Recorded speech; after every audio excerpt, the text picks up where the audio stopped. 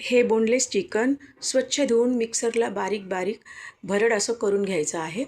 बघू शकताय असं बनवायचं आहे। आणि आता हे ब्रेडसुद्धा आपण भरड असे बनवून घ्यायचे आहे, मिक्सरला लावून घ्यायचे। हे असं मसाले अद्रक, लसूण आणि 2-3 हिरवी मिरची हे सुद्धा मसाले आपण भरड असे वाटून घ्यायचे आहेत। आणि आता आपण यामध्ये लाल तिखट आणि वाटलेला मसाला घालूयात, काळी मिरी पावडर आणि चवीनुसार मीठ घालायचं आहे। छान असं मिक्स करून घ्यायचं आहे। बघा छान मिक्स झालेलं आहे। आता यामध्ये आपण या बाउलमध्ये अंडी टाकूयात, मीठ घालून फेटून घ्यायचं आणि छान अशी चिकनची टिक्की अशी बनवून घ्यायची आहे। गोल गोल तुम्हाला लांबट हवी असेल लांबटही बनवू शकताय।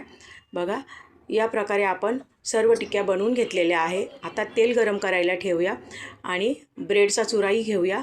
एक एक टिक्की घ्यायची आणि फेटलेल्या अंड्यामध्ये बुडवून पुन्हा आपण ब्रेडच्या चुऱ्याला लावून घ्यायचं आहे।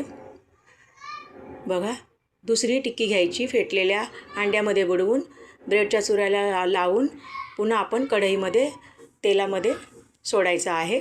1 ते 1.5 मिनिटानंतर पलटी करून घ्यायचं आहे।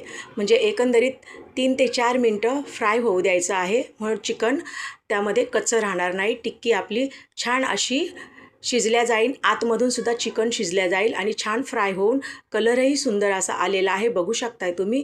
दुसरंही आपण टिक्की घालूया आणि छान असं फ्राय करून घेऊयात। हे पहा 1 ते 1.5 मिनिटानंतर पुन्हा आपण पलटी करून घेतलेला आहे आणि बघू शकताय किती सुंदर आपली चिकन टिक्की तयार झालेली आहे। जर तुम्हाला माझी रेसिपी आवडली असेल तरच माझ्या चॅनलला लाईक करा, शेअर करा, सबस्क्राईब करा, बेलचं बटन दाबा। थँक्यू, धन्यवाद।